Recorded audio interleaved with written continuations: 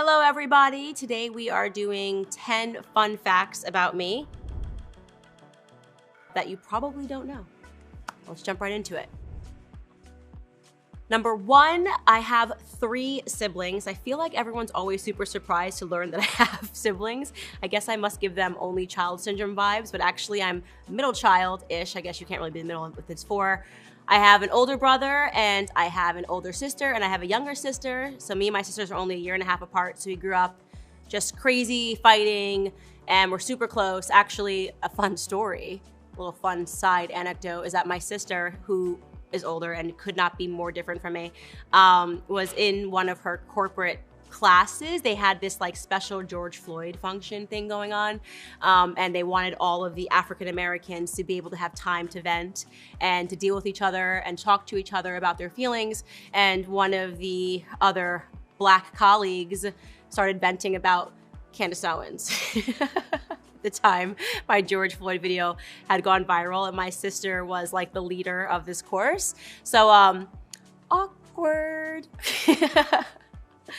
Number 2, I went on tour with Wyclef Jean. I was about 18 years old, met him through somebody else who was working for him, somehow ended up in Canada. He was on tour with Lil Wayne and Sean Paul, and it was kind of a random experience that happened when I was on break from college. And then I saw him later in life again, so I actually, good friends with Wyclef Jean. I like Wyclef, he's a great guy. Number 3, this is kind of embarrassing. I learned to crack an egg at 32 years old, actually 2 weeks ago. That does not mean I don't cook. I actually love to cook, but for whatever reason, the egg cracking thing to me is a science. I'm still not that great at it. I always get shells in it. So then I have to like individually scoop the shells out. So I found it just easier, just ask someone to crack the eggs. I asked my husband or asked my assistant to crack eggs, but I'm getting better because I watched a YouTube video and that's kind of embarrassing, but I'm gonna share that with you anyways. Number 4, I was born with a blocked tear duct. So when people ask why I have no feelings, it's because I wasn't able to cry for the first couple of weeks of my life. Number 5, I can suddenly taste cilantro. I went my whole life without being able to taste it. You know, cilantro is a very polarizing vegetable. Some people can taste it and it tastes like soap and other people have no idea what they're talking about. Woke up at 26 years old, went to buy a taco from Chipotle, suddenly tasted cilantro, and it literally tastes like soap duds. Fascinating vegetable. Honestly, you should feel bad for me. Tomorrow you might be able to taste it too.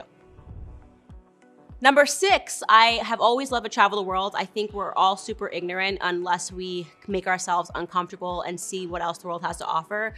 So when I was about 23 years old, I up and moved to Costa Rica with a family that spoke no English, and which was obviously a total immersion. And then I took classes for 8 hours a day. There was no English taught in the classes. They felt that the best way for you to learn was to actually need the words. So if you wanted food, you had to learn how to say comida.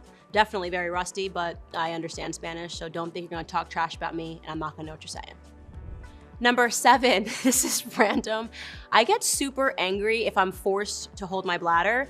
I just find it really arbitrary. Like if you're on a car ride like with your parents, you're like, I have to go to the bathroom. They're like, let's wait 10 exits. I'm like, no.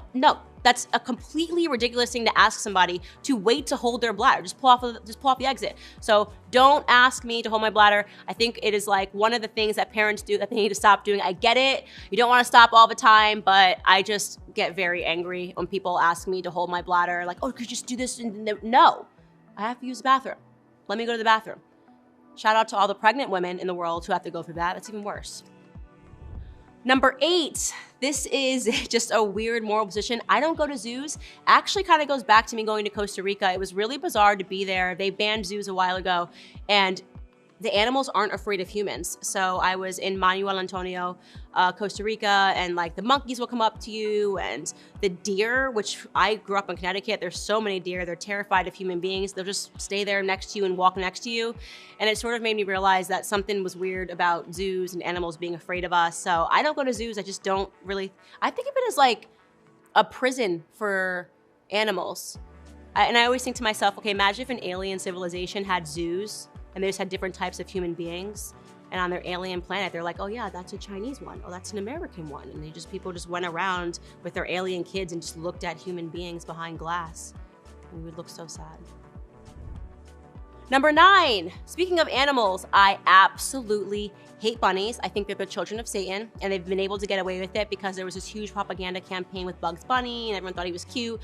And he's actually not that cute. And if you ever actually look at a bunny at nighttime, their eyes are like red. It's totally creepy. They freak me out. I think that they're, I don't know, I just think that they're guarding the underworld, and that PR campaign has people confused.